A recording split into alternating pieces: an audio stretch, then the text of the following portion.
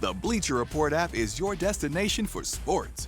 Right now, the NBA's heating up, March Madness is here, and MLB is almost back. Every day there's a new headline, a new highlight, a new moment you've got to see for yourself. That's why I stay locked in with the Bleacher Report app. For me, it's about staying connected to my sports. I can follow the teams I care about, get real-time scores, breaking news, and highlights all in one place. Download the Bleacher Report app today so you never miss a moment.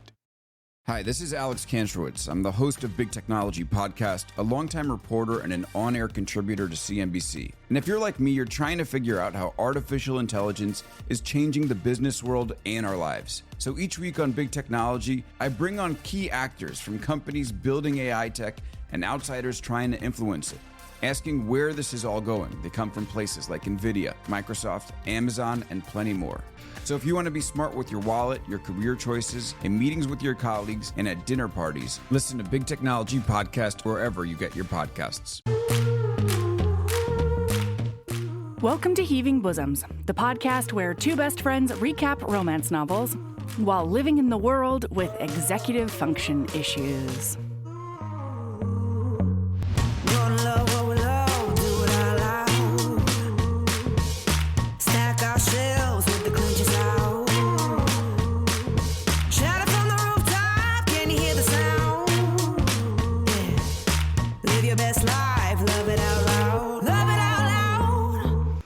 HBs, how are you?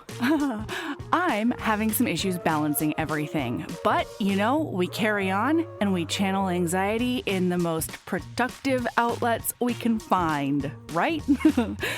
Mine right now are my kids, especially their rollerblading ambitions, my garden, which I'm getting ready for this summer by doing some very labor-intensive hugel culture work, and of course, reading, because thank God for romance. You know what I mean?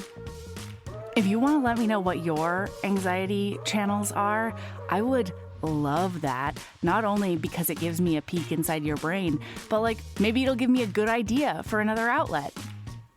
But really, thank you for being the best listeners in the entire world and understanding when episodes are a little tardy.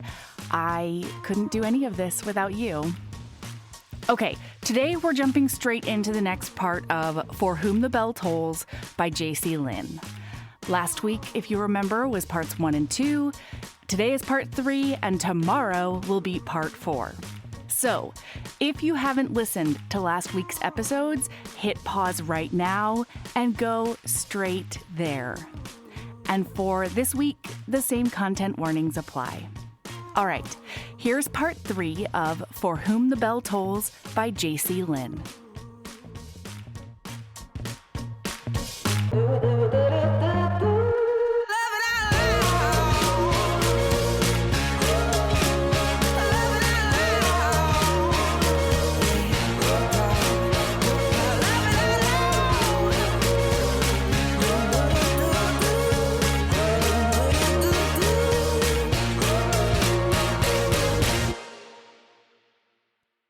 Hello, Sabrina. Oh, hello. Are you ready to get wrecked?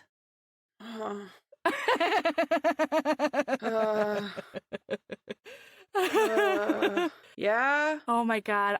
I was at another play place yesterday, listening through some of this. Melody, to make sure. That's a terrible decision. I knew.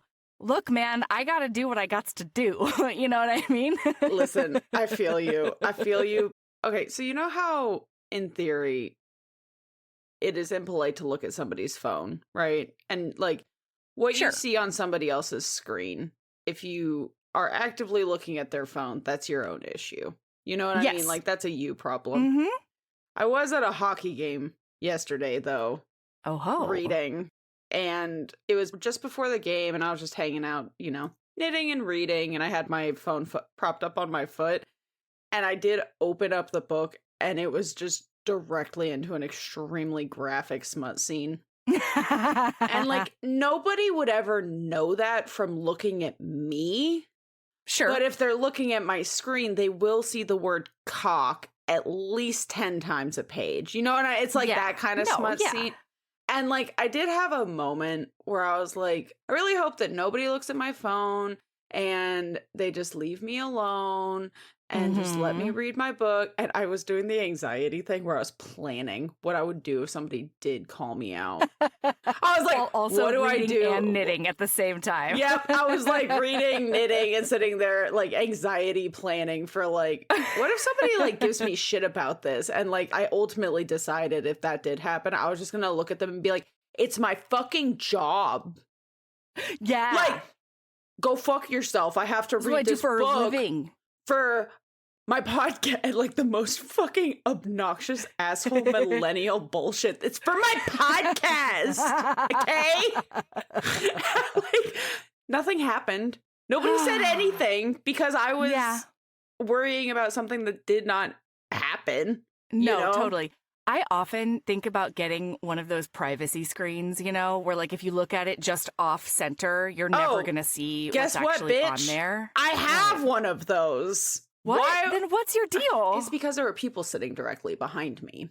And so if somebody like they could have in theory, but like what you know what? If you are looking that intensely at my screen, you deserve to see the word cock 10 times. What the fuck are you? It's not like I'm watching DP visual porn. Yeah. It's not like I have there's no moaning coming out of my device. It's not like I have an audio book going at full volume talking about the deep thrust of a monster cock. Yeah. I was getting so like preemptively defensive that I was like, how do I defend myself in this?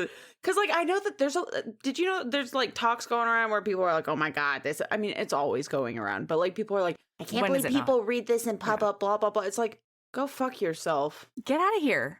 It's none of your goddamn business. It isn't. Just don't do it.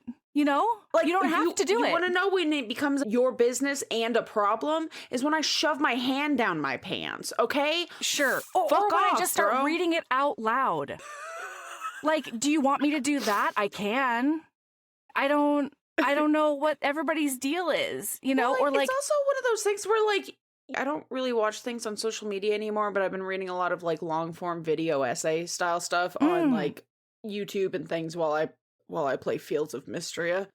God damn it, HB Alex and HB Teresa, it's a problem. And like, why do you care? It all boils down to that whole thing of like, it's none of your business, so why do you give a fuck? Like, there was this argument that essentially you're reading something that might turn you on, blah, blah, blah. And I'm like, think of the things that gave you a boner at 13, okay? It was literally anything. Stimulus does not matter. Right. Like, it's not like I'm sitting here soaking the chair that I'm sitting on. Yeah, nobody uncontrollably. There's like no way I'm you could reading tell. a book. And why is it more acceptable to read something in public that will make me cry than it is to read something where I have no visible reaction to it? If I was reading, like, the most common, like, the easiest example I can think of is Game of Thrones. I could be reading out, like, one of those fucking sex scenes, and you would have no those idea. Are violent, so it's okay. Yeah, exactly. Yeah, exactly. Like, I can read about, I could say violence against women can happen anywhere, Sabrina, and it's like super no big deal socially to anybody. acceptable. Yeah, that's totally fine. Or like I could be sitting here reading like genocide or fucking like why is sex and that's just issue? Opening the news, you know? Guess what? Yeah, what is one to do? I don't need to read a book. I can just go read some fucking article. Yeah. Like, go fuck yourself. Go fuck. Also, like, why are you so bent out of shape about this? Find something to enjoy in your life. Like, I've just come to the realization, like, I already knew this, but, like, I'm just in the mood where I'm like, touch grass. Love yourself. Yes. Find something you enjoy that is not negative. Jesus fucking Christ. Fuck off. Yeah. And also, I just do need to reiterate, all of this ranting is because of something that in fact did not happen, and I in fact was just stress prepping for if it did happen. Like, I do need to reiterate, nothing happened.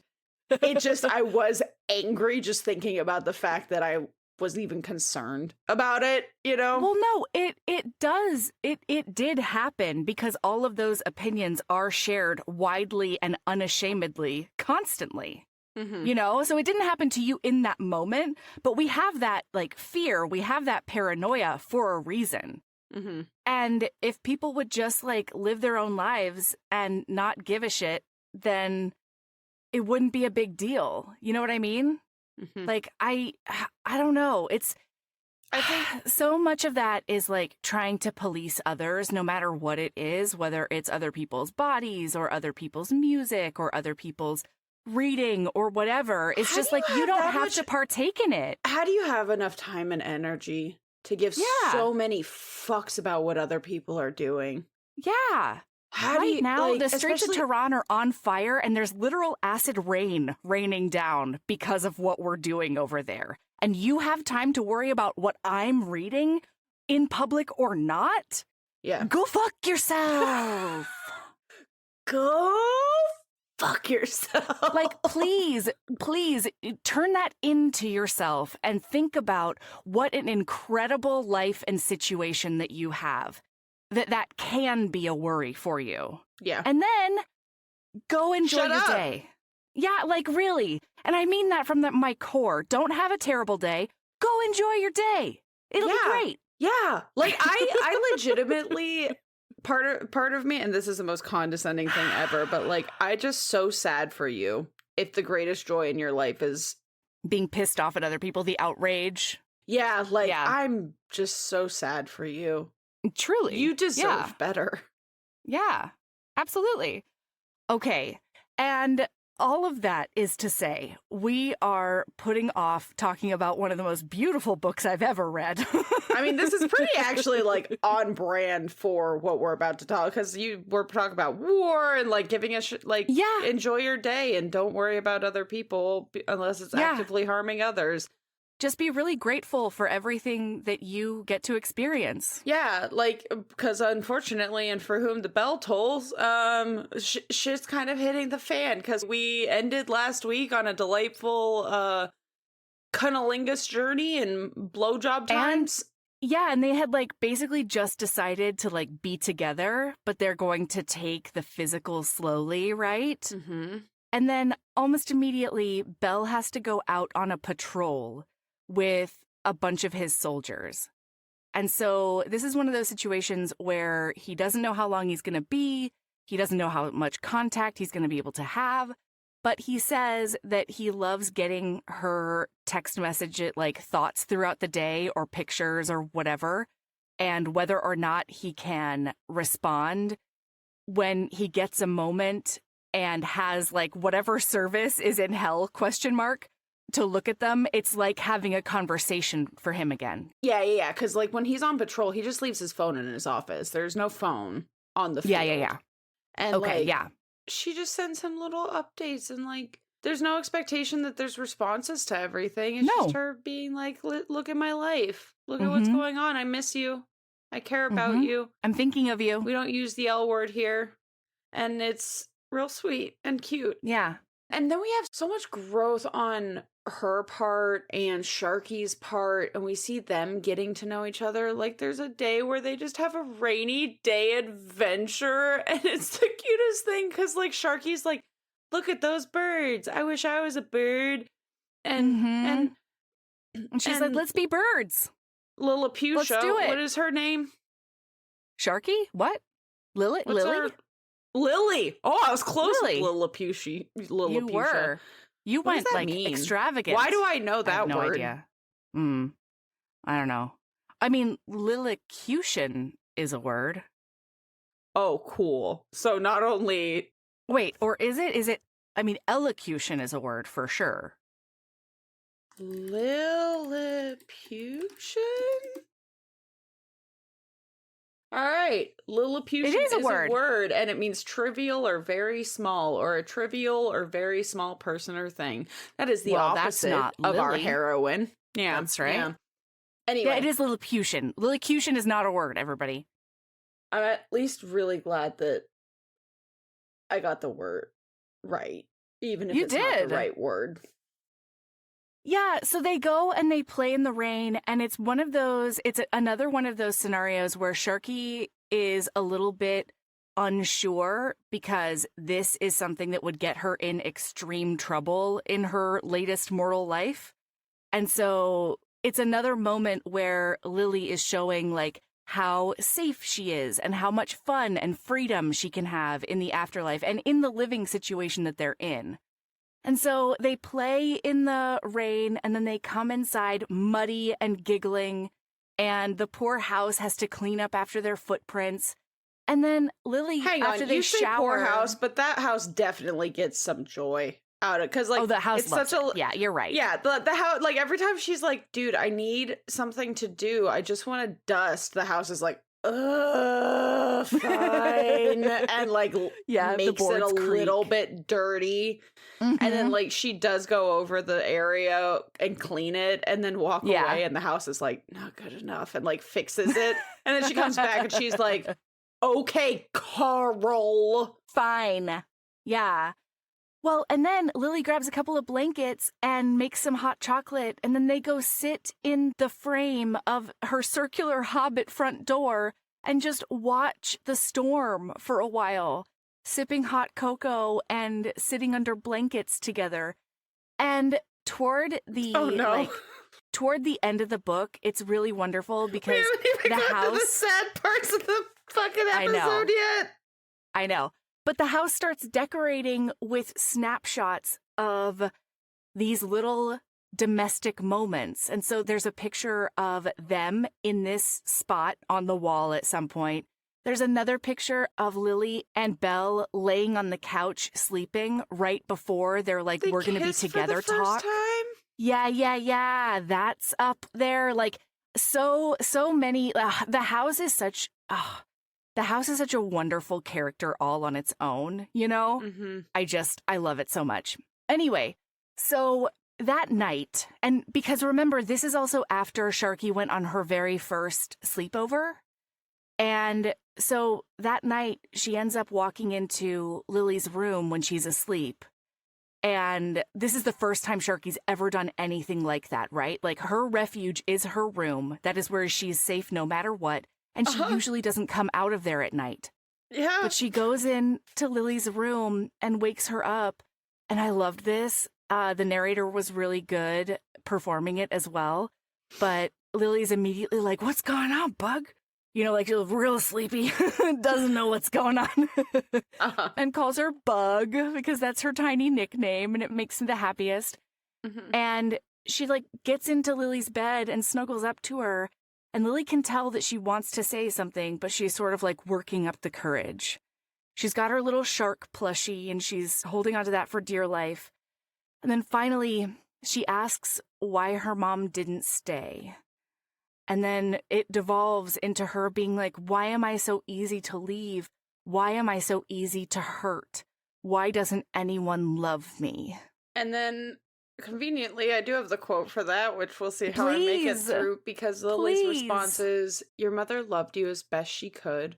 From what I understand, she had her own monsters to fight." And then basically goes in to explain she was hoping probably that it'd be better for you where you went.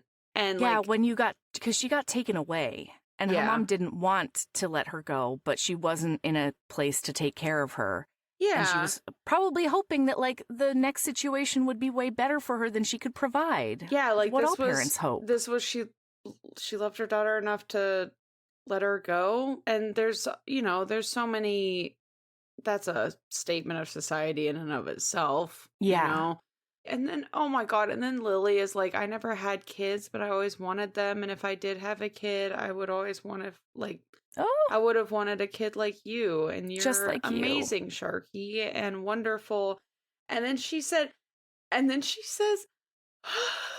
she says, "I'll be here for you until you don't need me anymore." And then Sharky says, "What if I always need you?" And Lily says, "There's a part of us that always needs our moms, I think. But good moms help us be ready for life when they can't be in it.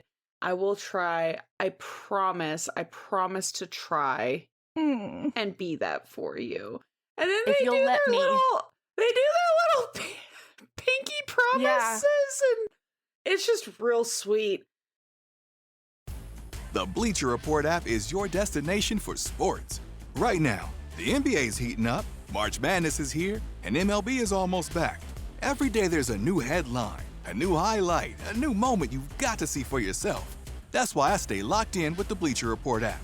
For me, it's about staying connected to my sports. I can follow the teams I care about, get real-time scores, breaking news, and highlights all in one place. Download the Bleacher Report app today so you never miss a moment. But I also love Lily is so good at connecting with Sharky and making her feel safe, but also leaving the ball in her court, like giving her the agency. She says, if you'll let me, I will love you forever. I will love you just like my own child. And it's always it's always a situation where Sharky gets to opt in, you know? It's Sharky's choice to engage or not. Yeah. And it's such a beautiful model of how to talk to kids, how to relate with kids, how to... Well, like, that's the biggest thing is they don't shy away from any topics when talking to Sharky. It's just the level of detail that they may or may not go into. And it's just really thoughtful because, and I don't have kids, but I'm very much of the opinion, like, there's no such thing as a child unfriendly topic. There are just child unfriendly ways to talk about a topic, right? Yeah, like, absolutely. They're tiny humans. Mm-hmm. Like, yeah. And the way that you introduce things shapes the way that they relate to them, at least for a while, you know? Yeah. And so, being able to be the first person to introduce or to frame something for a kid is a huge privilege and an honor. And I don't know, it's something that I feel like even I take for granted a lot of times. It feels like a burden sometimes. I'm really glad we took a break before we recorded part 2. Me too. Y'all, our plan was to record both episodes all in one shot, and we got to the end of the first episode and we were like, I don't have anything left in my bones. I can't considering we're 20 minutes in and I'm already about to be done with my first tissue. That was a good call. So the takeaway from this finally is that Sharky says, "Can we be a family?" And Lily says, "We are a family. Families don't have to be like a mom and a dad and a kid. They can look like a lot of different things." And she says, "Can Belle be part of our family? Because, you and he are to," and he's really nice. And Lucy, too, is Lucy part of our family?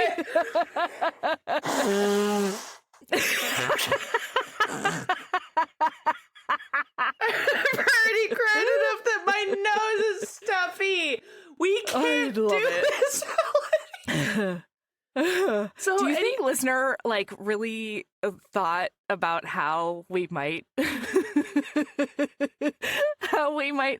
it's not slog through it, but how we might latch on to every single tiny beautiful detail? Well, and the craziest thing is we've skipped so many beautiful little tiny details because there's not enough time. This is not The Bride. We cannot bride this. Okay, we can't. Is that what that book was called? I never remember. Sure. Mm-hmm. Yeah, that's what it was called. Yes, it was by Julie Garwood. Yeah. Yes. Okay, so that's what is going on with Sharky and Lily. It's been like a week. Oh my god, bro! And then we switch over. There's a Canuck. No. Sorry. I'm so sorry. I took notes only on the first 3 chapters, but until we're at the end of my notes, I'm not skipping anything, I guess. All right, listener. We'll see you next week for part 3 of For Whom the Bell Tolls. We're making it through 3 chapters today. Well, the next chapter is called Finding Beauty, because that's what Lilith always tells Belle to do, right? In any situation, try and find the beauty. And they just ended a small skirmish, a battle with whatever force is trying to get into their universe and suck it dry of its soul energy. Get the fuck out of here, you colonizing assholes. These are our natural resources, and we're using them just fine. Thank you. Anyway, 9 of his regiment died fighting. And so he is like, he's beat up, and he thinks about it, and he decides that Lily is the definition of beauty to him. And he's thinking about going home, and he remembers her telling him, I think it was in that couch conversation, she tells him, "You're more than enough." And she wants him to be safe. And it was one of those situations that he didn't know he needed that kind of sentiment, because everybody looks at him as like the general, right? And so that's a respect given to him, that they won't question something like his safety or his whatever, you know? And the fact that Lily cares about him that way and then knows that he's more than enough is like totally revolutionary to his entire soul. Mm-hmm. And he says he almost told her that he loved her right there. And so now, yes, there is a Canuck. And Sharky comes in and she's like, I was going to answer it, but I don't know if it's somebody we like. And Lily's like, well, I think Paradise wouldn't allow somebody we don't like to get this far, but like, you know, who knows? And she gets there and he's like still covered in battle mud and stuff. He just came straight there. And he's exhausted, obviously. And they decide, and then in order to make sure that Sharky isn't like scared, because Sharky comes over and she's like, Belle, are you okay? And he kneels down and he says like, I'm totally fine. I'm just a little tired. And I really want Lily to fuss over me a little bit. So, you know, I'm playing it up. And he winks at her. Yeah. And then like, while he's getting ready and showering, Sharky like confirms and it's like, Belle is okay, right? And Lily's like, yeah, he's just tired and sore and a little sad, so he might be quieter than you're used to. And Sharky says, can I fuss too, or is this a grown-up thing? Because I know exactly how to help. And she's like, I think Belle could use all of the help we could give him. And then Sharky's like, okay, cool, bring him to the library. Like, when he's done. Yeah, not while he's soaking And wet. Lily's like, okay, cool. And then it's so fucking funny because one of the things Lily has done is basically told her, like, curse words aren't always, like, you're allowed to use curse words, just it's context. Don't weaponize them. Yeah. Yeah. And then we hear Sharky, like, Megan, like, Lily is like, do you need help, Sharky? And she's like, no. And then something scraped over the floor. A chair, maybe? And a cupboard banged. Something clattered loudly. Still no! Sharky called, then quietly, shit, I think? And it was just real cute. So they end up going into the fucking library where Sharky has set up basically Lily and Sharky's rainy day adventure, but better and for 3 people. And she literally, in the window she's like, seat. okay, cuddle, I'll be right back. And then she leaves. And then she comes back. And it's so cute because they both look at each other like, and Belle's like, cuddle up, if Buttercup. Sharky demands it, you know? He literally says, you heard the shark, cuddle up, Buttercup. And then Lily says, as the shark commands. And then they get cozy where he's like, she's sitting up against kind of halfway in the window seat. He's laying between her legs, like using her stomach as a pillow and just her like, chest. They're just like snuggling. And then Sharky rolls in and hands them a cup of hot cocoa with a straw so that he doesn't have to get up. And then they're like laying there, and then Sharky comes back with more hot cocoa and some snicky snacks, and then they get all cozy as like a little family in the window seat. And she hands Lily a book, and Lily opens it. It is The Hobbit. The very first fantasy Lily ever got read to her. And so she starts reading aloud. I was a sobbing mess at this point in the book because The Hobbit is what my dad and I read, and we would read a couple of chapters every time I saw him every other weekend. And so like that's how I made it through The Hobbit, was like being read to at night. And I got to this point of the book and I was not okay, TM. Like, capital N, capital O. I know. Like, oh my God. And then they're reading, and she's sitting there thinking to herself, like, family. This is my family? This is my family. Oh my God, listener, I forgot to tell you a very important detail. And that is that one of the reasons she wanted Lucy to be a part of their family is because he's nice to her, and also he promised to get her a real shark one day. Boy, cha-ching. Because Cha-ching. that hey, listener, because Holy we'll probably wowza. like, I'm just gonna tell you right now, when Sharky is an afterlife young adult, basically, / like she gets late her own teens. paradise. Not only does she get her own paradise, Lucy gives her a megalodon. Yeah, the paradise is basically a house made of an aquarium. Yeah. That was my understanding of it. And there is a megalodon in there. And she pets the megalodon with a plastic rake to give the shark scritchies. As one must. You know? Oh, I'm It's so obsessed. cute. I'm obsessed with So them. they just end up having like family time. Also, like, frankly, the most unrealistic part of this entire book is that in this one night, she got through the first third of The Hobbit know. reading out loud. I know. Fuck all of the afterlife bullshit. The fact that this bitch apparently read the first third of The Hobbit out loud. Yeah. That's a lot of book, bro.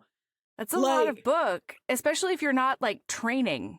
Like reading, using your voice for that long continuously in that way is like physically taxing on its own, you know? Yeah. And like the fact that she just went from 0 to third of a book out loud is incredibly impressive, and probably is solely an afterlife thing. I just, boy, Because howdy. remember, she doesn't have to breathe. She doesn't really have to, like, she doesn't have a heartbeat. She doesn't have to do any of that. So I guess, you know, maybe her physical fortitude is a bit bulkier than a mere mortal. I guess. A living mortal. I don't know. I guess so, man. But yeah, and so we see all of these things where she's starting to register, like, this is my family, and she's already starting to have thoughts like, I don't know that I want to reincarnate. Yeah, and part of it is because Sharky's asking about growing up and stuff like that, but she keeps on reflecting on the lives that she can recall, and, you know, she tells Sharky, like, yeah, I was like, one time I was really short. I think I died when I was like 6. So it wasn't It's like an rough. adult situation. And then she's like, yeah, I was short in one life, and that wasn't really the problem. But internally, she's like, no, it was like the poverty and the starvation that was really the problem in that life. And she Dude, keeps on She's every really single had time. she's had a shit run of lives, listener. Truly. Like, I wouldn't reincarnate either. Really. And she's like, my one dream, and this is one of the things that I could really relate to in this book. My one dream, I didn't really have like career goals ever or whatever, but my one dream was being a mom. And I have that in a way now, and in a way that's really, really fulfilling. But giving up reincarnation means that she'll never experience pregnancy Oh my and God, you're birth saying and that like the first Lily rolling has over. that in some kind of way. I thought you were saying Yeah. you in some kind of way. And I was like, you objectively have children of your womb. Oh. What are you talking No. about, Mela? Did you forget Yeah. about the gremlins you share a home with? I for sure don't know. I gave Valor bangs recently, and it has become a thing. Okay, hang on though, because you sent me those pictures and I was in the middle of a bunch of shit, so I finally Yeah. saw them this morning. That Uh-huh. is such a good look. That Isn't it they wild? fit Valor so well. Thank you. Yeah. Yeah. Normally I make her ask me for a drastic hairstyle a few times, but the older she gets, the more she knows her mind. And so Yeah. she asked me for bangs, and I was like, all right, man, we can do that this afternoon. But I also ran her through all of the reasons that I can never keep bangs, because I wanted to make sure she understood. And so I was like, I'm fully supportive of you doing this move. However, I can't have bangs, and these are the reasons. Everything drives me nuts when they're in my face. My wavy curly hair makes them look weird if I don't, like, quote unquote, do them every day. And I never do my hair every day. So, like, la la la la la. I give her, like, all the I'm Jonah, right? In Baby and the Large Knot Howlers. I'm like, here are all the terrible things about the situation you're thinking about entering. And she was like, yeah, I still want bangs. I was like, great. And the only problem now is that she's too obsessed with them. She's walking around the house with a hand mirror and a comb, brushing them constantly. And it's fucking annoying. Yesterday, I tried to take her to that playground area I was talking to you about, and I opened the door. I got out of the car and I'm standing there, and I realized that Valor has not moved. And so I like bend down and look into the car, and I'm like, the fuck is she doing? She's sitting there fucking brushing her bangs. And I was like, get in the car. I love how much that child loves herself. Me too. It's such an inspiration, but also I know. Stop. I know, I Listen. love it. Look, I love it. But also, we have actual things to do, okay? Like, do you want to go to this fucking place that I'm going exclusively for you? Or do you want to sit in the car brushing your bangs? These are the options. Anyway, where were we? Why did we talk about this? So anyway, they're all snuggled up. We went on a hell of a tangent after post-Hobbit. Oh, because Lily is thinking, like, she's weighing whether or not she wants to do reincarnation. And the biggest thing is she wants to be she's always wanted to be a mom, like, start to finish biological kind of a situation. Yeah. And she realizes that in all of her lifetimes, she never really even found, like, a stable romantic connection or anything either. And so now she has everything she's ever wanted in this afterlife. Yeah. Just not, like, the gooey part at the beginning. Mm-hmm. And she's thinking about starting to be okay with that. Mm-hmm. Because she also knows, have they had the conversation where Belle's like, I'll support? No, not yet. They have to go to the barbecue for that. So we end up seeing just a lot of healing on everybody's part. There's, essentially like scene montage. A lot of stuff happens where like Sharky's healing, Bella's healing, Lily's healing. Everyone's just having a whole healing moment, getting to know their new lives. He's grieving the loss of his people. He's kind of practically like moved in at this point as well. Which is pretty great for everyone. Yeah. And then Lucy ends up giving her an actual desk. There is now a... What? I thought the universe just offered it up. Hang on. Doesn't it just populate? Lucy is the one who is like, come look at what has been done for you. And then later he admits to her at the and he's like, it was mostly the universe. Mostly the universe did it for you, but like I love it. We played a part in it. Sure. But it's like a fuck off desk. It's like a semicircle built into the wall kind of a desk. And a fucking printer that always works. That is the sex. That's one of the like sex. God, Melody, you and your tiny fucking cup kill me every fucking time. And you keep, I wasn't going to comment on it, but every time you've picked it up today, you have your fucking pinky out like some fucking, It's just because cup is so tiny, I can't fit my pinky into the It's so tiny thing. that I can't fit it into the handle. I can't hold it with my gigantic lady hand. My meat paw. My meat paw. Oh my God. One of my favorite things in the whole world is I don't even remember where it comes from. It's probably a Tumblr post of some kind or a reference to something else, but where people are like, are you gonna get a fork? And it's like, I got 2 perfectly good God-given forks at the end of each arm. They're called hands. Or like some shit like that. And I think about it every fucking time. And so you saying meat paw just made me think of that. And also it made me, have I told you about feral dinner before?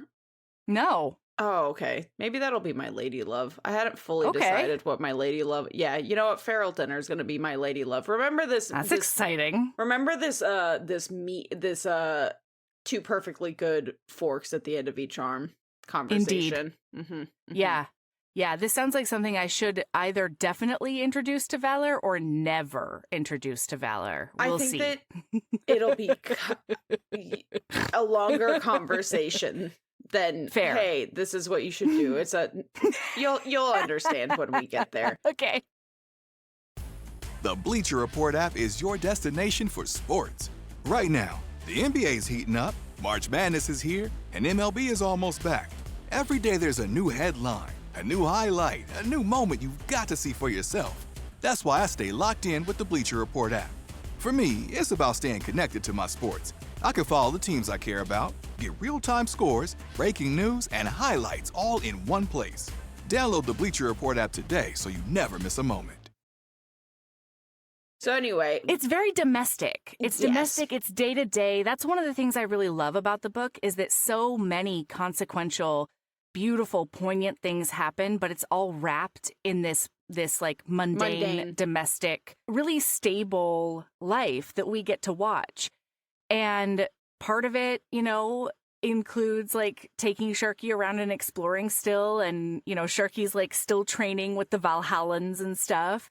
And then Belle asks her if she wants to go to a family gathering of his. And she's like, fuck yeah, I do. Absolutely. And so, meanwhile, I'm pretty sure Lev goes and visits her up at her desk, right? Doesn't he watch her deal with some souls? Well, hang on. Before anything else, there's just a single quote from Belle that hit me Yes, hit please. me right in the soft parts, because he says, I think, because somebody makes a joke and they're like, oh, is that why you two get along? Because people, Sharky says this, you like think you're bad and mean, but you're not. And Belle says, yeah. I think we get along because we're similar in other ways and we like or at least tolerate the ways that we're different. But it's nice to have someone see you for who you are instead of who they think you should be. And I melted into a puddle. Yes. You know what stranger behind me at hockey that didn't actually do anything? You want to know what you should be worried about? It should be about the cock thrusting on the page. No. I'm not going to react to that. I will, however, make a scene unintentionally by my reaction to some shit like that. Yeah. I'm gonna read that triple penetration with a straight fucking face. No goddamn reaction. No reaction whatsoever. And then there's gonna be not a twitch. There's gonna be a little swoony, oh my god, my heart moment, and I will literally fall back, huff, swoon, and then maybe have to dab my eyes because I have so many feelings. The smushy parts are the smushy parts that you think you should be worried about, are not the smushy parts you should be worried about, stranger. Okay, it's true. Anyway, but yeah, so now it's like family. It's family time, Oh my god, I forgot that Friend Shaped was the name of that chapter. Friend Shaped. God, the chapter names, I didn't really look at them super duper hard, but they're so good. They're quality. And some of them come back. Friend Shape specifically comes back. Oh, really? Spoiler alert, when someone is laid up a bit, Greg sits in the room with them and Max, the cat, goes and like snuggles on his lap. And Greg looks at Lily being like, what the fuck? And she's like, you're friend shaped. I don't know what to do. Max likes you. Yeah. There's not really much to do about it. Fucking get the pitchforks. I need Greg's book right fucking now. I need Greg Earth's book so badly. So anyway, now it's like family time. She's going to meet all of his half whole siblings, family. his mom, all of his. Yeah. They pick up Sharky after school, and because all the other demon kids are so much bigger than Sharky, all they can see is her little shark fin in the crowd. And then both of them are like totally charmed by this. Well, yeah, and it's so cute because then Bella's like, it's taking everything in me not to hum the Jaws theme song right now. And she's almost busting up laughing. And then Sharky like, gets don't there. laugh. And Sharky's like, what's so funny? And she's like, oh, Belle's just making a joke about Jaws, and Sharky fully goes, well, there's actually Straight a lot of face. inaccuracies in Jaws, Mhm. and listen, sharks got a bad It really rap because of stigmatized that. sharks. Mm-hmm. So My think about that. favorite is a child calling out things like that, because they do Uh-huh. it so like it is the biggest it is the biggest crime to a child of that age, because it is in fact the biggest crime that they have personally experienced and witnessed. Yeah. This is the biggest injustice that Sharky And is it's something capable that of they can school processing. you on. Exactly. Mm-hmm. Yeah. Like, this is it. And it's everything to me. It's so cute. So they get there and everybody's a little bit, nervous about it. But Sharky immediately makes pals with like the little tiny cousin demons. And she goes off and gallivants with them. Oh my god, not only that, we didn't even talk about this because it's such a little thing, but Belle has Mhm. 2 bracelets that his nieces made him. And Yeah. they're like competitive little shits. And so they were like, Yes. whoever makes the best bracelet wins. And obviously Belle was like, well, I can't make a decision. wow. They're both the best bracelet. And then Yeah. they're like, okay, well, whichever one falls off first. And he's like, okay, yeah, we can do that. And then he's talking to Lily. And he's like, I may have underestimated how quality the bracelets are, because Uh-huh. there's no sign of them falling off, and they have been on here for over a year now. So Yeah. And when he gets there, the first thing the nieces say is like, what's going on with the bracelets? Well, and like, I'm glad that we remembered to bring up the bracelets, because there is Yeah. a scene that is, Gorgeous. I'm like really sad and on the verge of crying just thinking about the scene with the bracelets. I don't know which one you're talking about. The one when he goes off to hands war. her to yeah, them. Yeah. like I'm not okay. Yeah. Yeah, the bracelets come back a little bit later and it's really, really beautiful. So Okay. anyway, she meets a couple of his sisters. She meets a brother. And then she meets one of the most beautiful, regal women she's ever seen in her life. It's obviously Belle's mom. And she By just... the way, listener, I don't know that did we really talk about the fact that Belle's mom is literally Lilith? Yeah, she's Lilith. The Lilith. Because Yeah. when Lily rolls up, I was cackling because, like, she's like, wait, your mother is the Lilith? Yeah. And Belle's like, yeah. Yep. Mhm. Well, and then the Lilith just hands her a squishy baby. And Lily immediately grabs baby. Everybody else goes stone cold, silent, and still, waiting. And Lily's just like, oh, hi. And she's making eye contact with baby. And baby looks up at her and it like blinks a couple times and then like gives her a little gummy grin.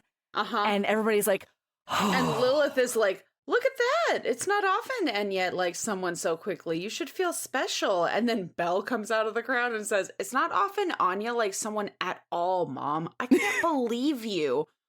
What? Lilith looked only mildly affronted. Hi, Lily. Belle mimicked his deep voice going comically high for him anyway. Welcome to the family, but before you even have a chance to eat, let's see if the almighty baby grenade deems you worthy. And I was cackling. And she's like, she's a good judge of character, you know? And meanwhile, Lily's over there just like bouncing baby. Baby grenade. I loved it. Yeah. Almighty baby grenade is possibly one of the funniest things. I just love it. It's so cute. Yeah. So the kids at one point are like, can we have a flight? Will you fly us around? Please, please, please. Can I have a flight ride? La, la, la. And Belle's like, okay, well, Sharky's never had one, so maybe we'll do her first.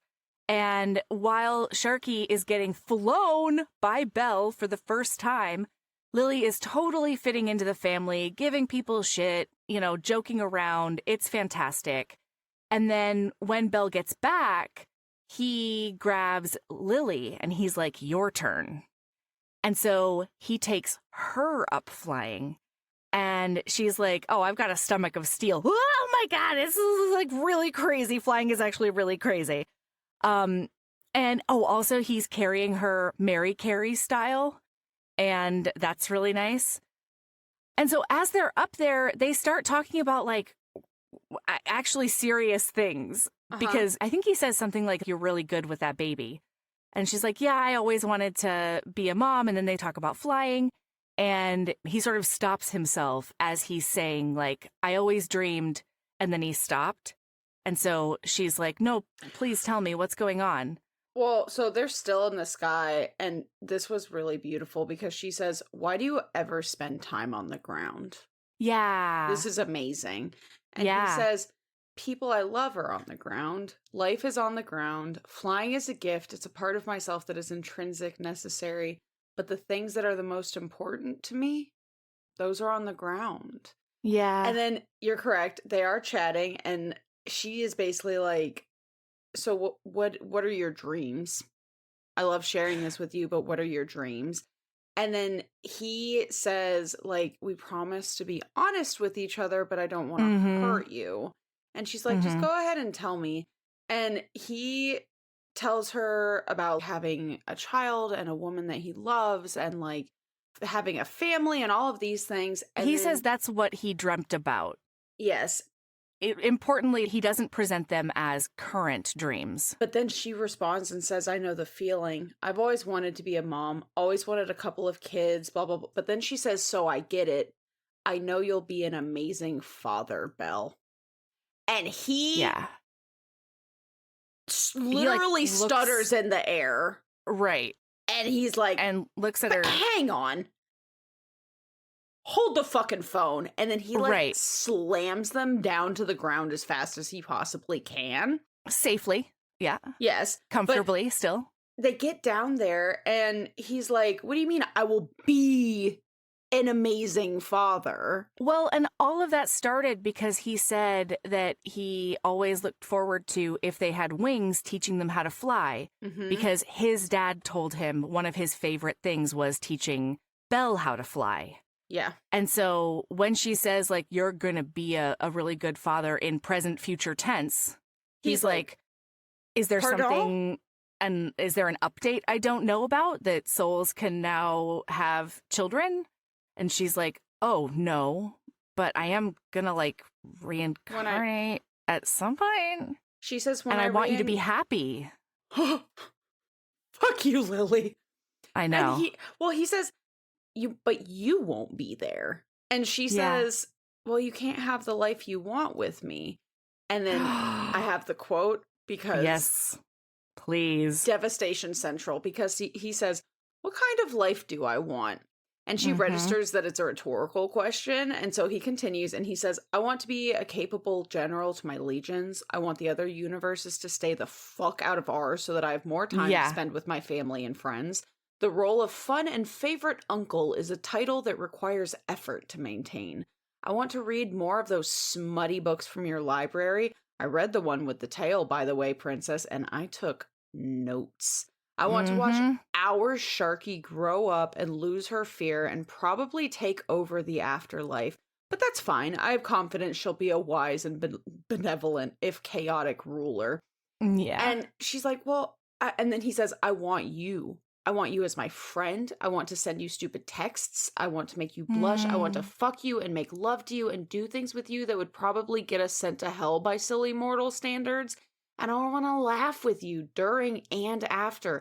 I want you for as long as I can have you. And when it's time for you to go live the big, beautiful, amazing life you deserve, I want to cheer you on every step of the way, just like I promised I would. And she tries to cut him off, and she's like, I want that with you too, Belle, but... And he says, after you, I'll focus on work, family, friends, and Sharky if she's still in the afterlife. I'll do all the good I can, and I'll keep doing that to the best of my ability until I either die in combat or the other option. Yeah. Don't you dare feel bad, because I had given up on the dream of any kind of family before you arrived and made my life better than it was ever going to be without you. You've given me a family, Lily. And then I died inside. And it's just, it was just really beautiful, you know? It's incredibly beautiful. This is also the point where she is made aware, it is now clicking for her, that this is it for Belle. Yeah. There's He's nobody not- after her. Yeah. And like, And she has been feeling the same way. And she registers in this moment that she's completely and utterly in love with him. And he mhm. can tell that something has happened, like, behind her eyes. And he asks her, and she says, I'm not ready to talk about it yet, but I just realized something. And he's like, okay, we'll talk about it when you're ready. And she's like, He does make sure to clarify, though. He's like, is it about my butt? My butt. Yeah. my royal ass? Yeah. Yeah. And so there, I mean, it's so, it's hard to even describe. You know what I mean? It's just, Yeah, because like I It's read so you beautiful. a fair amount of that quote, right? But that was like Mhm. cut out of like 2-ish, 3-ish pages of book. And there's so much that happens before and after. And it's one of those things where you really Jaysea Lynn did such a fantastic job of these are not just characters on a page, like they feel so three-dimensional and Mhm. real.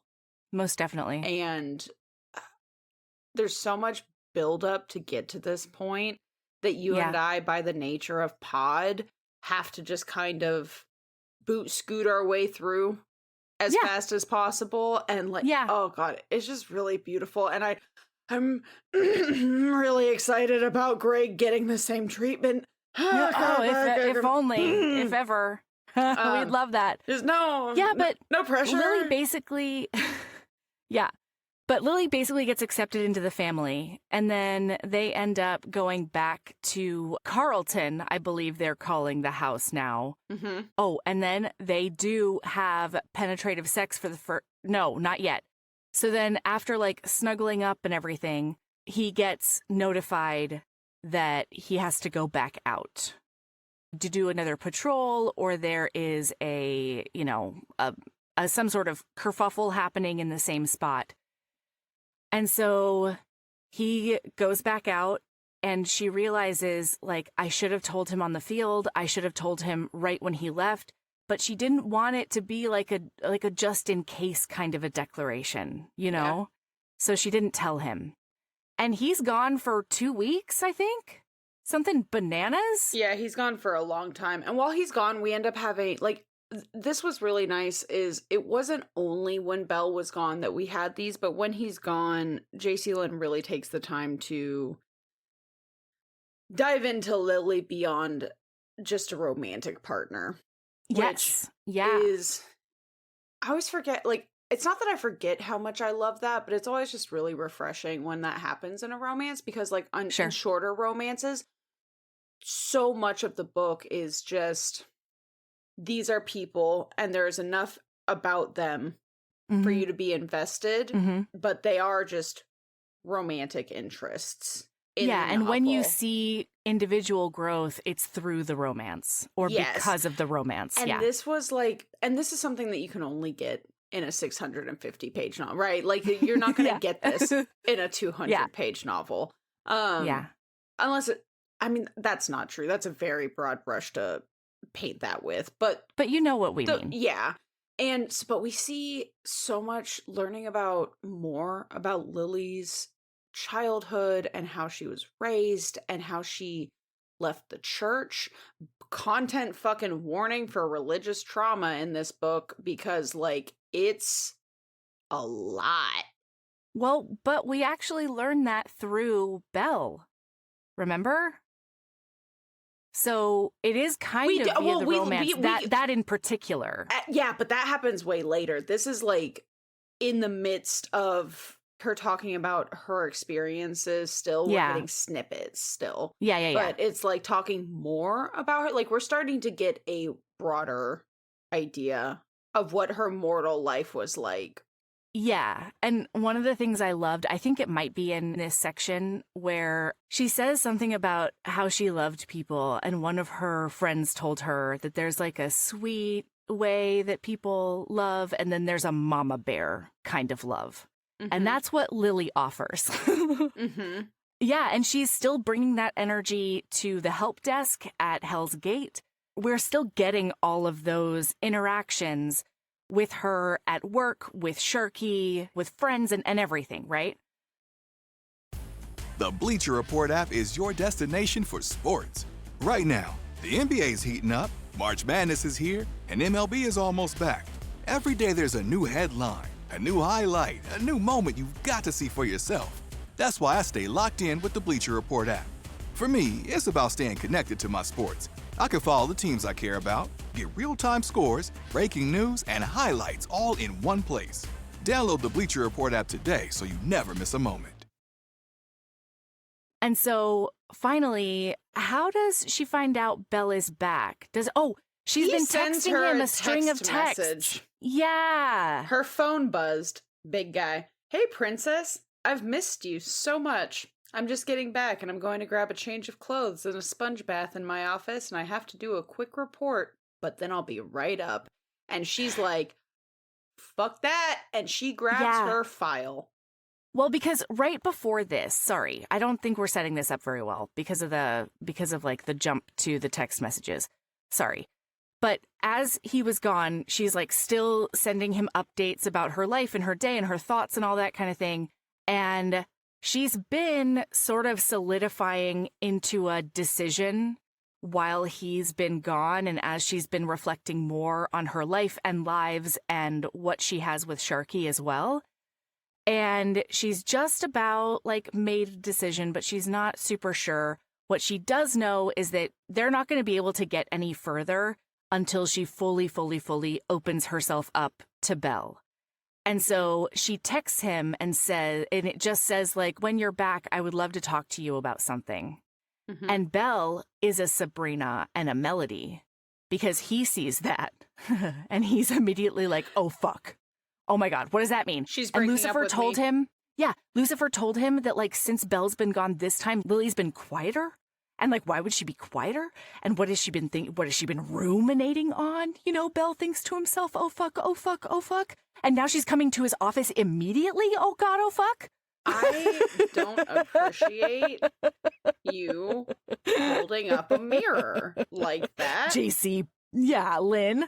I'm not talking to Jaysea Lynn. I'm talking to you. Melody fucking Carlisle being like, Belle is a Melody and a Sabrina. You don't have to bring me into this. Oh, yeah, I do. That's just truth. Rude. That is full picture for a listener. Rude. So anyway, she's going down there and she's looking at all the mottos on the desk. And I think she puts a funny Latin motto on a Post-it before he left. And it's still up there. Seize the ass. It's so cute. Yeah. Instead of seize the day, it's seize the ass. And she's going to knock, but then she's like, and she knocks and just goes in. And he's got he's sitting at his desk looking he looks very... like he's about to be led to the fucking hangman's noose. Yes, absolutely. And so she's trying to talk to him normally, and he is not having it. And so he's like, hey, the answer's no. And she's like, what? I haven't said anything. The answer's no. If you're here to break up with me, my answer is respectfully no. I mean, look, if you really want to break up with me, I will, go with it, and I'll respect your decision, but I really think if I laid too much at your feet when we were in the meadow, if I'm going too fast, we can slow down. I really think that we can work through whatever is going on. And then she just cuts off his spiral with, I love you. Yeah. She's like, that's what I realized in the meadow that I wasn't ready to talk about yet. I'm completely in love with you. And I feel like we have kind of a lopsided power imbalance because I've met your family. I get to experience your life and you don't get to do that with me. And so I brought my file and I want you to see everything, even though I'm not proud of a lot of it, but I trust you. Mm-hmm. And he's like, oh, okay, I love you too. So they have this whole I love you talk, and then he brings her down onto his lap and they just hold each other for a really, really, really long time. And then finally, he says, I love you too. And she says, you probably want to wait until you see my file before you make any declarations.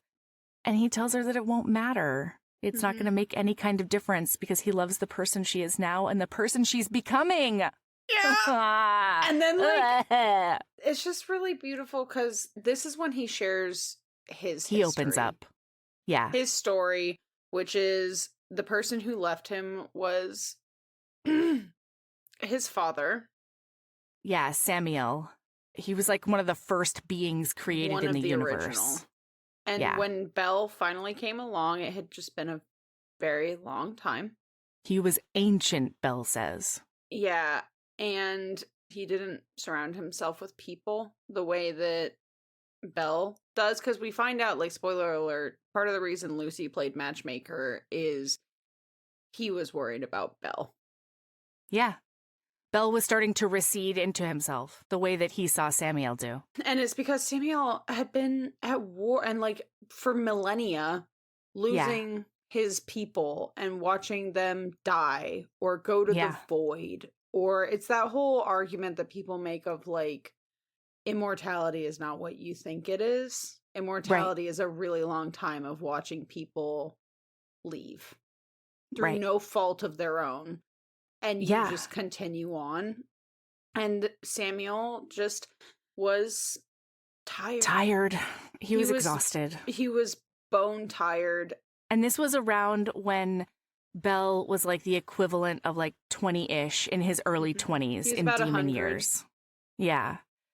So Samuel asked him to like come over to his house for dinner. And for the first time in like a really long time, he was like, oh my gosh, my dad's like really coming out of his shell and he's really engaging again. And like, wow. And he made him a delicious dinner because he loved to cook. And they just had a beautiful evening. And then he looks at Belle and he says, it's time. It's time for me to go.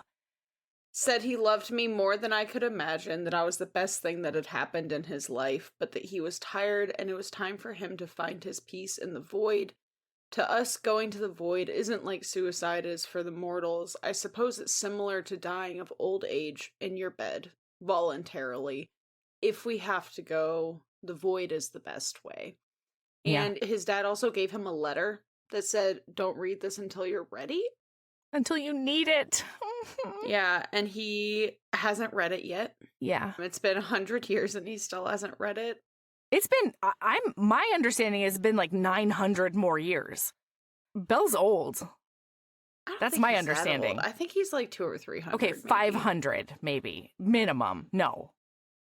There's no fucking way that he's talking about everybody? Because I had the same thought, but then when I was reading, there's something that I read a couple of times that made me go, oh, he's not nearly as old as I thought he was. Because it makes it sound like he's like 1,000 years old minimum at one point, but then it's like... And part of it is because Lucifer started seeing him show the signs of that like existential fatigue that Samuel was showing. Either way, he walks with his dad, and this was like heart-wrenching because he walks with I walked with him, hugged him, wished him peace, and watched him walk into the void. He was happy, Lily, and it shattered me because I still wanted my dad. Yeah. I wanted him happy, but I also wanted him to be here. He was supposed to be here. Everybody else gets so much more time. He said I was the best thing in his life, yet I wasn't enough to hold him here for us to have more time. Almost everyone I know gets so much more time. I know I could have lost him to war, but that feels different, even though it shouldn't. Even though I know the void is our eventuality, I loved him. I still love him, still miss him, but sometimes I hate him for that, even if he felt like he had to go. I got back home and told my family and everyone that he was gone. Ugh. And it's and just then when he lot. Goes to get in his bed, he sees that his dad also left his crown on and the letter Belle's bed, and it but then apparently there I was like, with a title and a crown that didn't feel like my own, mourning my dad and wondering why I was so easy to leave behind. Yes. Woof. And that's the other reason that he's always had a weird relationship with his title and that position, and that's why he told her that he didn't earn it. Well, and then he's talking about how he threw himself into work and he avoided being a prince as much as he could, and he was trying to patch up the wound of being left behind, essentially. And then he says, the more battles I fought, Yep. the more people died and never came home with me, my friends, my soldiers, the more I understood my dad. He'd had experiences worse than anything I've ever seen, and he might have loved my mom in his way and loved me, but he never really let people in or let people close enough to help. Sometimes I'm tired, Lil, but that's when I go hang out with Greg or Azzy or Angel. Just anyone. Yeah. So he's already in a better place than his dad was when his dad walked in, because his dad was alone. Yeah. He didn't Yes. let people in. And it's like, how can you when you're one of the original beings and you've been around for millennias? Yeah. Yeah. You know what's coming at some point. That person's going to die, or they're going to go into the void, or you're going to lose them in some way. And so, yeah, at a certain point, he started protecting himself by not letting anybody else in. So anyway, she's like, thank you so much for telling me that. And so much of him makes so much more sense now. And when she was at the barbecue, she noticed that he was nervous and he had been introducing all of his siblings' dads, and he never introduced his, and he never even mentioned the him. One who wasn't there. Yep. Yeah. And so, so then she's like, okay, well, maybe you should look at my file. And he's like, no, okay, being vulnerable isn't a race. It's not a tit for tat. I just laid myself bare. And so I want to celebrate that with you. And then afterward, you can do the same. And then we'll celebrate that. And she's like, okay. And so they have the most beautiful sex. He goes down on her like a champion on that desk. Hang on. He says, I wanted to take you to bed properly. And she's like, Belle, if this is delayed again, I will lose my fucking mind. I love you. You love me. You can fuck me properly on the desk, the couch, or the fucking floor, but you're going to do it now. Uh-huh. And then we can find a mattress later. Yes. He does. Boy, oh boy. Yeah, he lays her flat on that desk, and he goes to town in so many different ways that were utterly wonderful. And then there's a and then... Not yet. Yes. They go sit on the couch afterwards to, come down. And she's like, I can't sit on the couch. And he's like, what? Why? And she's like, what? And she looks down, and she's, dripping. She's like, I'll make a mess. And he's like, oh, I'm so sorry. I was planning on doing way worse. Yeah. To you if on you that couch. Had any idea my ideas for that couch, you would know it's not a big deal at all. Well, and very importantly, I think we kind of skip, I don't know if we did skip over this, but we didn't give it the attention it deserves. Afterwards, she was like, okay, here's my file. And he was like, I don't need that to know. I know we touched on that, but specifically, after they came together after his confession of his traumas, his history, and all of that, and then they had sex, and now she's like, okay, it's my turn now though, because we're doing it now. I need you to know. And then she hands him the file. She's sitting right next to him. We see him brush his fingers over the first page, and then we get an entire chapter from Lily's perspective, explaining her life and basically telling us what Belle is seeing as her lifetime flows into his mind. And from Lily's perspective, it's only maybe a minute. And from Belle's perspective, he gets the movie of her entire life, including the way that her parents weren't a great match, the way that her dad was a pretty traditional patriarch who went out but was never really emotionally available at all. The way that she noticed her mom carrying way too much of the family burden.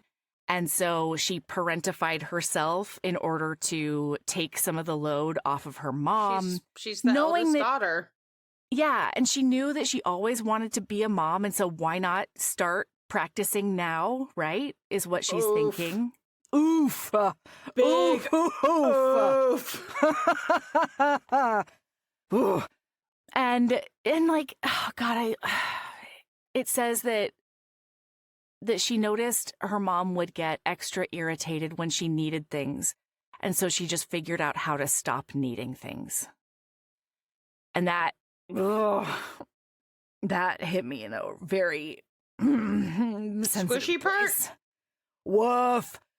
And then we see like the way that she was raised in like a very evangelical church. We mentioned that last time, but we see like the details of her Sunday school teacher and the purity lessons and the purity culture that was just hammered into her whole brain and body. And the way that, you know, there was a guy who came up to her and her mom and said, like, you better be careful or she's gonna be like quite the killer or like quite the distraction. She was a kid when they did that, and it's like, stop. No, honestly, that is one of the weirdest things about the evangelical movement in general and purity culture in general is that by making it such an emphasis, you end up sexualizing children. Yeah. Like, to a lot of people, it's beautiful to have, like, the purity balls where dads take their, like, 11 or 12-year-old daughter and there's, like, dancing in a ceremony where he gives her a ring and basically tells her that her virginity needs to be his and all of that business. And, like, for some people, I understand why that would be like a beautiful memory, but when you just deconstruct the event itself and the logic behind it, all you're doing is putting sexuality onto a child instead of allowing that child to find it for themselves, you know? And that's why it's not surprising when you hear about like deeply religious right-wing Christians who then end up getting arrested for like, you know, child sexual abuse. That guy who was like in the cabinet, he was like one of Trump's like biggest holy advisors or whatever. He just like a few months ago, I think, maybe last year, got sent to prison for sexually abusing a child. And sorry, but those two things have got to be linked. There's got to be a link between constantly thinking about and talking about girl children as if they have already come into their sexual maturity, and then also the way that it's important to like protect the patriarch and how the patriarch is always right and like don't question your elders and no more questions and all of those power dynamics. I'm sorry. It breeds all of that. It breeds all of it. Studies done to prove what you're saying. Like it's The Bleacher Report app is your destination for sports. Right now, the NBA's heating up, March Madness is here, and MLB is almost back. Every day there's a new headline, a new highlight, a new moment you've got to see for yourself. That's why I stay locked in with the Bleacher Report app. For me, it's about staying connected to my sports. I can follow the teams I care about, get real-time scores, breaking news, and highlights all in one place. Download the Bleacher Report app today so you never miss a moment. So we see all of that happening, and she realizes, like, her mom doesn't react to this guy saying that very well, and she's like, well, I don't want to dress to, like, be a distraction, because she's already gotten all of the lessons about how she needs to dress and how she needs to think about hiding her body for the benefit of men and boys and all of this stuff. And so she's like, I mean, I'm in a dress that my mom gave me. My mom wouldn't dress me like that on purpose, right? And so then she's questioning the parental figures in her life. Well, and it's this idea of if you're dressed modestly, then nothing will happen. And then guess what? Joke's on you. That's not what it's actually about. That's not what sexual never assault about that. is about. No. And she learns that the hard way because guess what? Even being raised this way and even being modest and careful and not a sex object, she still ends up assaulted Yeah, she's 14 and she's at a church friend's house for a sleepover with a bunch of other kids. And there's an older boyfriend, ? Yikes. Like a 16-year-old boyfriend who sneaks booze in, and she has like a drink and she's feeling kind of floaty and weird, but she doesn't like have any more. And then in the middle of the night, she has to go upstairs to use the bathroom. And this guy comes out of nowhere and grabs her. She eventually manages to get away, but it's all so confusing. And she was supposed to be safe there. And she's around her safe church family and all the bullshit. And she ends up spending the night in like the treehouse and then sneaking back in early so that nobody knows what happened to her. And she doesn't feel comfortable talking to her mom about it. And she knows that her dad would freak the fuck out if she talked to him about it. And so she doesn't really know how to process it or who to process it with. And she finally ends up telling her fucking Sunday school teacher and confessing it all to her, like shaking and obviously traumatized. And the lady says that she needs to pray for forgiveness. And then she asks her, what were you doing to be a target? You must have done something to be a target. And it's got to be God telling you that you're not faithful enough. You're having an issue in your faith, and that's why that happened to you. Mm-hmm. And you need to also like really pray for your husband's forgiveness in the future because you're sullied. Well, and it's one of those things where you talk to people who weren't raised fundamental Christian. Yeah. And they're like, that's just crazy. That's not, there's no way that's how it actually is. And it's like, oh, baby, it absolutely is. It's so much worse than that. Yeah. Yeah. Like, yeah, my family was never that way, but when we moved to Oregon, we sort of entered that culture. And so I remember getting, like, in school, getting the present, you know, it's wrapped all beautifully, and then, like, ripping a piece of it off, and how the present is never going to be the same again. It's never going to be as beautiful, because that's what happens when you have any kind of sexual experience before you're married to your future husband. And like in a public ass school that happened. I was raised pretty all over the place religion. Like it was always a Christian based raising, right? Yeah. But like you bounced around denominations or whatever. And it was fascinating bouncing around denominations because like the snippets that I saw in each one, like the fundamental tenets were essentially the same, but like hearing some people, like meeting people at Sunday school and stuff like that, and hearing some of the things that they were learning explicitly, I'm like, oh. Yeah, absolutely. Oh, okay. And it's fascinating because even though I was not, me and my mom, I was not like super fundamentally raised like that. Yeah. It still sits with you, though, being surrounded by it's those always people. In the back of your mind. I remember, like, a young sexual assault in my past, and my first thought was, or not my first, I don't know, it was a long time ago, and, you know, it's pretty foggy, you know? Yeah, it's a little murky. The memories there. But I do remember that there was a point where I was like, I did something wrong. Yes. And I am being punished. I brought this on myself. Yeah. And it was because, like, and you can point all of the signs to all of the beliefs. Because here's the thing. Surrounded. At the end of the day, purity culture is rape culture. Yeah. They are two sides of the same coin. Mm-hmm. And I don't know. So we see that religious trauma happen, right? Mm-hmm. And it says that while she's having this conversation with Suzanne, her Sunday school teacher, she feels her faith dying one tiny piece at a time until she's just like a shriveled husk and she doesn't know what to do with herself.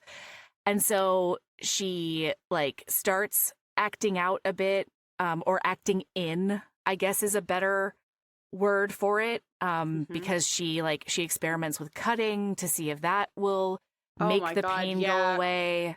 Content warning for physical self-harm, because like that was hard to read about. Like it was good and it made sense, for the context Yes. of her and her life. And it wasn't graphic or anything. No, it wasn't. But yeah, it's just, woof. it is a moment because she's searching for any outlet of healing. And she doesn't have it in the environment that she's currently in. She tries to talk to her mom and her dad about getting counseling, and they send her to a church fucking counselor who's doing the same thing Suzanne did. What's your prayer schedule like? Hey, pull that bitch's license if they have a license, because I doubt like they did. They probably agreed. didn't. They were probably just a counselor, quote unquote, of the church, which is extremely common. So she only went to one session and she was like, fuck that. Okay. And then she also like started realizing that she was bisexual, which is now another heaping pile of shit on top of her Christianity sandwich. And like coming to terms with that. And then she spends so much time learning to really embrace herself, love herself, be herself. Yeah. And it's beautiful to read about. It's hard to read about because the journey of healing is not linear, and it's hard to initiate yourself, essentially. Yeah, and she ends up going to college. I did the exact same thing. Luckily, I didn't have to pay for it. She has to pay for the counseling at her college. But she takes advantage of the counselors that are offered at her college, and she ends up doing a lot of healing in that way. And a lot of, like self-exploration and realizing that there is a way that she can love herself. That's got to be what she focuses on, is not the way that her culture was trying to define her or anything else. She needed to find out what made her love herself, what she enjoyed. And that's basically what she did for the rest of her life. That was all of her tattoos. She dressed the way she wanted to dress. And yes, there was definitely pushback from her mom. And yes, they cried every time she got a new tattoo or whatever. They shamed her for a bunch of things. There was always a snide comment about when she was going to get a real career or whatever, all of that was happening. But she was super, super devoted to figuring out how to live and live well as herself. And then, the most devastating part to me personally is at the end of this, when she got her diagnosis and she doesn't have the healthcare to do it, she starts going down the rabbit hole. She has the spiral of, well, if I hadn't gotten that tattoo, if I had done this, if I hadn't gone on that trip, I might have the nest egg. And it's like, you deserve to be happy. And the fact, you not being able to afford cancer treatment because you got a tattoo or went on a trip, even if you got 10 tattoos and went on 10 trips, that's not going to change the fact that you can't afford cancer treatment. So it's okay. It goes back to that whole idea. And it's systemic. Well, exactly. This is a healthcare systemic should not issue. be a personal responsibility. Well, it reminds me of the thing of all these people live in stop eating avocado toast and getting a coffee. If a $5 latte makes somebody happy in the hellscape of their life, guess what? If they a $5 latte, they could get one every single day of the year, and it is still less than $2,000. Guess what? Most people's rent is more than $2,000. Go fuck yourself. Yeah. And it's so sad that she's having those moments at the end of this. At the end of her life, she's like, man, what if I shouldn't have done that thing? Luckily, she snaps out of it, and she's like, no. Fuck that. No. This is not my fault. This is not my responsibility. This is just how it is. And then we watch her tell her parents and comfort her parents through her diagnosis. And she ends up selling all of her stuff and moving back in with her parents and spending a lot of time with her brothers. And then she peacefully dies. Oh my God. But then we do get a quote that gets cha-chinged in the best, in the most beautiful way, because it is during all of this. when she's thinking about all of this old conditioned guilt and things. And then she comes to the realization, so common sense and 2 decades of deconstructing her faith told her that she'd done the best she could with what she had. Yes. God wasn't punishing her for fucking a girl in a church parking lot that one time or for anything else. But if he was, well then, Lily had a lifetime of anger to vent, and she figured she'd be seeing the big holy son of a bitch soon enough. Ooh, cha-fucking-ching. Because I don't know how much, I don't think we've discussed it hardly at all, but there is an arch for heaven. Yeah. In the afterlife. Yes. And she has actively avoided it because every single time she looks at it, she feels small, bad, gross, bad. She knows she doesn't belong there. Yeah. And so that'll come back later. But yeah. And meanwhile, when we get back into Belle's head, he's like, she has a warrior's soul.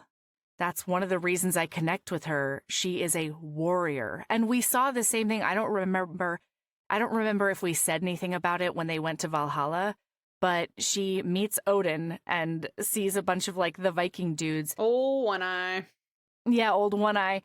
And Odin says, you're a warrior on your own. Just because you didn't die in battle doesn't mean that if you want, you don't belong in Valhalla. And so he like invites her to move in. And that's what Belle's thinking. Like, she fought every single step of the way.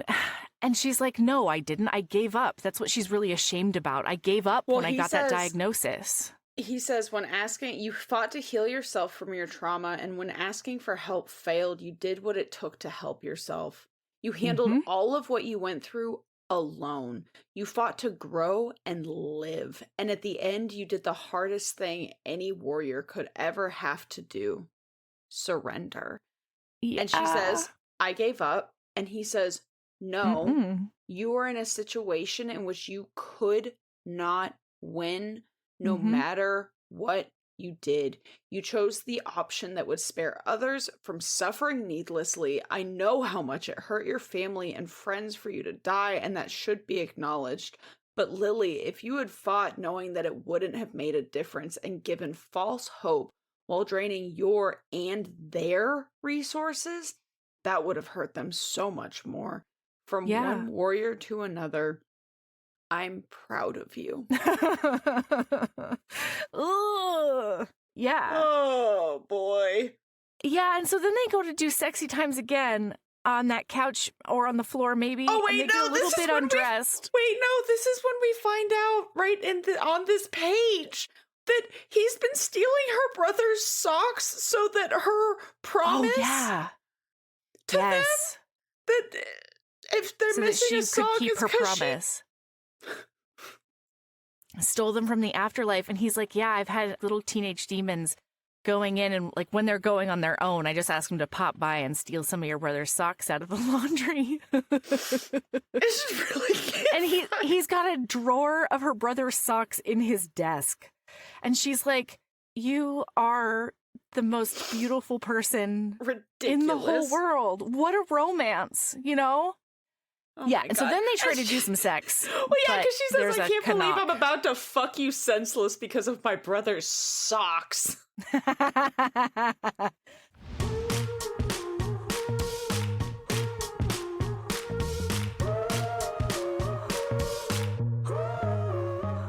That's where we're going to stop for today. We'll be back tomorrow with the next section of this beautifully heart-wrenching book.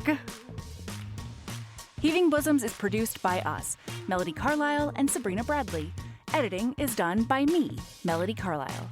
Our theme music is by the incredible singer-songwriter Brittany Fonts, and our art is by the ultra-talented author Kate Pryor. If you like our show, remember to follow us on your favorite podcast app, rate us 5 stars, and leave a review. That one small action is a huge way to help the show.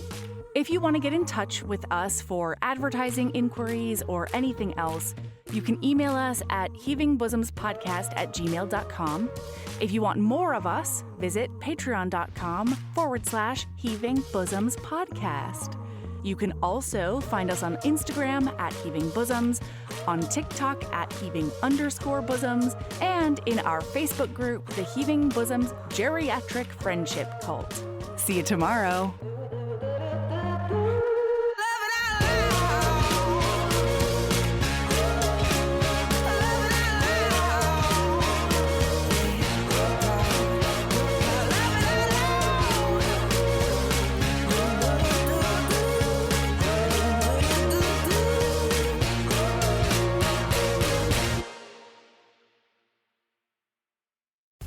The Bleacher Report app is your destination for sports. Right now, the NBA's heating up, March Madness is here, and MLB is almost back. Every day there's a new headline, a new highlight, a new moment you've got to see for yourself. That's why I stay locked in with the Bleacher Report app. For me, it's about staying connected to my sports. I can follow the teams I care about, get real-time scores, breaking news, and highlights all in one place. Download the Bleacher Report app today so you never miss a moment.